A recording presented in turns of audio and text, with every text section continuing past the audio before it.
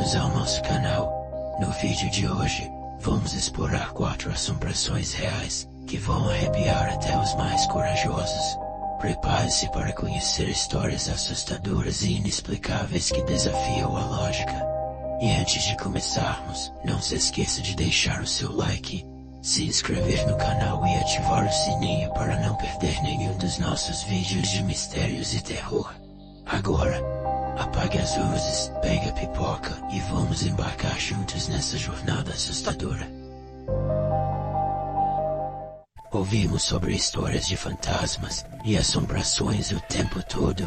Elas são compartilhadas ao redor das fogueiras e contadas à noite para maximizar sua eficácia. Enquanto a maioria das histórias são apenas contos destinados a assustar, às vezes elas têm origem em algo muito real. Estes são 4 assombrações reais, extremamente aterrorizantes e assustadoras. Número 4. A plantação Myrtles. Mencione o sul dos Estados Unidos e você vai imaginar grandes casas de fazenda. Essas estruturas icônicas incorporam a beleza da casa americana, e muitas também têm um passado único. Uma dessas casas é a plantação Myrtles. Foi construída em 1796 pelo advogado David Bradford. A plantação foi passada para sua filha Sarah e seu marido juiz Clark Woodruff. A propriedade resistiu ao teste do tempo, viu guerras surgirem e desaparecerem, mudou de mãos várias vezes e também testemunhou várias mortes. São essas mortes e as almas dos espíritos que permanecem que tornam a plantação Myrtles uma das casas mais assombradas dos Estados Unidos. Disse que a casa é assombrada por cerca de 12 fantasmas, alguns dos quais morreram na propriedade, enquanto outros estão fortemente associados à casa e às famílias que viveram lá. Uma das histórias mais proeminentes é a de uma escrava chamada Chloe. Chloe trabalhou na propriedade por um tempo e foi promovida a escrava da casa. Seu trabalho era cuidar da família do juiz, incluindo Sarah e seus 3 filhos pequenos. Ela era uma jovem bonita, que logo chamou a atenção do juiz mulherengo. Ela se tornou sua amante, mas o juiz logo se cansou dela. Sentindo a falta de atenção, ela temia ser enviada de volta para o campo.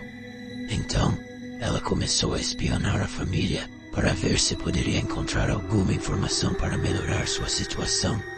Uma noite, ela foi pega e uma de suas orelhas foi cortada como punição.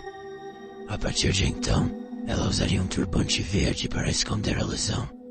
Com medo de ter que fazer trabalho pesado novamente, ela elaborou outro plano. Dessa vez, ela assou um bolo contendo traços de veneno de oleandro, esperando deixar a família um pouco doente para poder cuidar deles e ser elogiada por seu trabalho. Mas ela calculou mal e colocou demais, e Sarah e seus filhos morreram como resultado.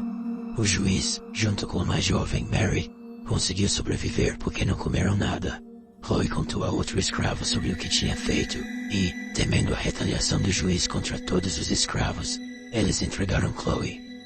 Ela foi enforcada em uma árvore no dia seguinte, e depois, seus bolsos foram cheios de pedras, e seu corpo foi jogado no rio. Não demorou muito para que histórias do fantasma de Chloe começassem a circular entre os escravos e os moradores que continuaram a viver na casa. Muitos relataram ver uma mulher de turbante verde andando pelos terrenos, aparecendo nos espelhos e também na sala de jantar, onde ela havia matado os membros da família originalmente. Para os não crentes, dizem que há uma prova concreta de que ela é de fato um espírito que assombra a propriedade. Sua aparição mais famosa foi capturada em uma fotografia tirada em 1992. Uma companhia de seguros exigia fotos para a avaliação da propriedade e, quando as imagens foram reveladas, notaram uma figura sombria de pé entre a loja geral e a despensa do mordomo. Parece ser a figura de uma mulher, uma escrava com um turbante na cabeça.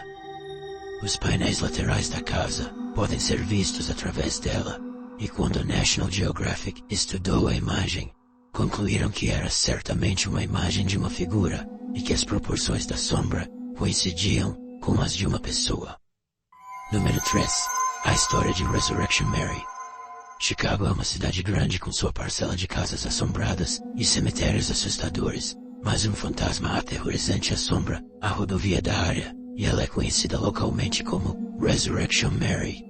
Mais de 3 dúzias de pessoas já a encontraram, viram e até conversaram com Mary ao longo dos anos, e todos relatam contas semelhantes. Um desses encontros é o de Jerry Paulus, em 1939, que estava em um salão de dança local, quando avistou uma garota bonita. Ele se aproximou dela e conversaram, riram e dançaram por horas. Ele a descreveu como bastante quieta, e também notou que ela estava fria ao toque. Ele ofereceu a levá-la para casa, e ela pediu para ser deixada na Archer Road. Ela pediu para ser deixada no cemitério da Ressurreição, mesmo que antes ela tivesse dito que morava em outro lugar. Jerry concordou, e depois de parar perto do cemitério, ela saiu e ele a viu inexplicavelmente desaparecer diante de seus olhos. No dia seguinte, ele foi até o endereço que ela lhe disse que morava e bateu na porta. Uma mulher mais velha atendeu e ele perguntou se poderia ver sua filha, mas ela respondeu que ele não podia, pois ela havia morrido 5 anos antes, em 1939. Um motorista de táxi chamado Ralph disse que pegou uma jovem de cerca de 21 anos com cabelos loiros, perto de um centro comercial na Archer Avenue. Enquanto dirigia, a garota de repente gritou com ele para parar, indicando que iria descer. Quando ele freou, perguntou onde, porque não conseguia ver nenhuma casa nas proximidades. A garota estendeu o braço, apontou para o outro lado da estrada e disse ali. Ele virou para olhar e viu uma pequena cabana, mas quando se virou novamente, a garota havia desaparecido. Ela simplesmente sumiu no carro. A porta nem mesmo se abriu. Mais de 3 dúzias de pessoas foram entrevistadas sobre suas experiências com Resurrection Mary, e especialistas concordam que os testemunhos são de pessoas credíveis, com nenhuma razão para inventar uma história. Mas a verdadeira identidade de Mary ainda permanece elusiva. Alguns apontam para o fato de que ela poderia ser uma garota de 21 anos, chamada Mary Bregovi, que morreu em um acidente de trânsito em 1934. Ela adorava dançar e foi enterrada em seu vestido branco favorito e sapatos no cemitério da Ressurreição, ao longo da Archer Avenue. Também há aqueles que acreditam que o fantasma é o de Ana Marie Hanorcas, que morreu em um acidente em 1927 enquanto voltava para a casa do Henry Ballroom. Quem quer que ela seja, avistamentos e relatos de Resurrection Mary continuam até hoje. Número 2. A Casa Lowry, em Nova Orleans. É um dos lugares mais famosos de Nova Orleans. A Casa Lowry viveu na infâmia, não apenas por sua bela estrutura histórica, mas também pelo que aconteceu lá dentro. Pertencente a Madame Delphine McCarthy, conhecida como Madame Lalaurie, após seu segundo casamento, a casa fica em um canto, no bairro francês de Nova Orleans. A família se mudou para lá em 1832. A Dame Lalaurie estava entre as mulheres creolas francesas mais influentes da cidade, conhecida por suas habilidades empresariais, beleza e riqueza. Suas 2 filhas eram algumas das meninas mais bem vestidas da cidade, e sua família era respeitada. A casa na Royal Street 1140 era um ponto quente de atividade social.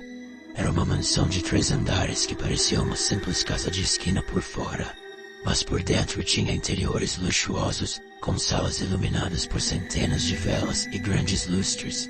Os móveis e tecidos usados eram importados de outros países, e os convidados só jantavam em porcelana fina.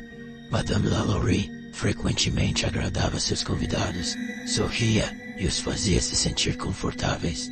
Mas é claro, havia algo mais sombrio sempre acontecendo fora de vista.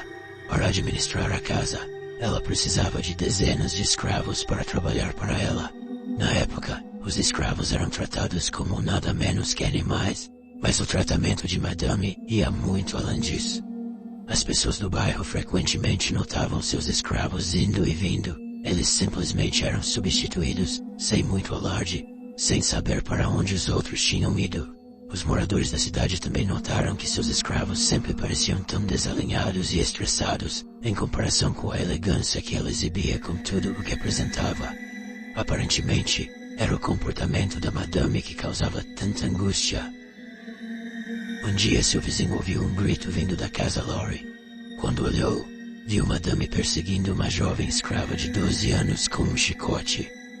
A criança estava tão assustada que subiu no telhado e pulou para a morte tentando fugir. Naquela época, uma lei de Nova Orleans proibia o tratamento cruel de escravos, então por causa disso, Madame LaLaurie foi investigada, e todos os seus escravos foram removidos e colocados para leilão. Infelizmente, ela comprou todos de volta em segredo, com a ajuda de um membro da família. Histórias sobre sua crueldade logo circularam, e os convidados da alta sociedade começaram a recusar seus convites. Então, em abril de 1834, um incêndio fatal começou dentro da casa. Quando a ajuda chegou, primeiro encontraram o cozinheiro acorrentado ao fogão da cozinha.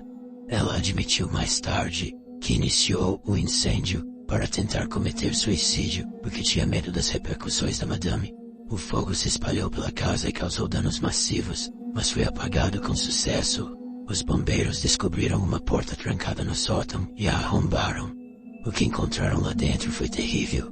Uma dúzia ou mais de escravos do sexo masculino e feminino estavam escondidos lá em cima, desnutridos e negligenciados. Alguns estavam enfiados em gaiolas para cachorros, outros estavam amarrados a mesas rústicas ou acorrentados nas paredes. Alguns estavam inconscientes, outros estavam mortos. Aqueles que podiam falar gemiam por ajuda, ou até para serem libertados de seu sofrimento. A maioria deles havia sido mutilada, com as unhas arrancadas desde a raiz, os olhos arrancados, e alguns homens haviam sido castrados. Outra mulher tinha a boca cheia de fezes de animais e depois foi costurada. Os primeiros socorristas não suportaram olhar para o local e chamaram imediatamente um médico. Quando a notícia do que descobriram se espalhou, uma multidão logo se formou do lado de fora da casa de LaLaurie e exigiram vingança. Antes que pudessem fazer algo, uma carruagem saiu correndo da garagem, com membros da família fugindo da multidão. Eles saquearam e destruíram a casa de qualquer maneira, esperando enterrar os terríveis incidentes que aconteceram lá. Depois que foi abandonada, as histórias de assombração começaram a assombrar a casa. Ela foi deixada em estado de abandono, mas aqueles que viviam por perto ouviam gritos angustiados vindos de dentro, a todas as horas, e logo frequentes avistamentos de aparições de escravos, dos jardins e varandas foram relatados. O homem que comprou a casa em 1837 só ficou nela por 3 meses, porque continuava ouvindo gemidos e barulhos estranhos à noite. Ele tentou alugá-la para inquilinos, mas o mesmo aconteceu com eles. Por décadas, proprietários e inquilinos vinham e iam, todos experimentando ocorrências inexplicáveis dentro da casa. Na década de 1890, imigrantes se mudaram para lá e a casa foi reestruturada para se tornar apartamentos. Coons Hill. Cemitério, Bachelor's Grove, no coração de Chicago, entre árvores antigas e lápides gastas, repousa o cemitério, Bachelor's Grove, um local que transcende o comum para adentrar o reino dos espíritos. Este cemitério, inicialmente estabelecido na década de 1840, ganhou fama não apenas por seus túmulos, mas também por ser um epicentro de atividade paranormal inexplicável. A história do Bachelor's Grove remonta aos anos 1830, sugerindo que pode ter servido como um local de sepultamento para trabalhadores imigrantes alemães que perderam a vida em seus ofícios. Durante as décadas de 1940, o local supostamente foi usado como depósito de corpos por membros da máfia de Chicago, adicionando um toque sinistro à sua história. Os corajosos que se aventuram pelos caminhos de cascalho deste cemitério relatam experiências sobrenaturais intensas. Orbes luminosos flutuam entre as lápides, enquanto aparições fantasmagóricas desafiam a lógica. Entre essas assombrações, destaca-se a figura conhecida como a Dama Branca de Bachelor's Grove, uma entidade vestida de branco que em algumas ocasiões é vista ao lado de uma criança. Essa Dama Branca é considerada a Madonna de Bachelor's Grove, frequentemente avistada durante as noites de lua cheia. Outra aparição notável é a de um homem, frequentemente visto da cintura para cima, trajando uma camisa branca. Fotografias recentes capturaram esse espírito solitário, parecendo à vontade perto das árvores.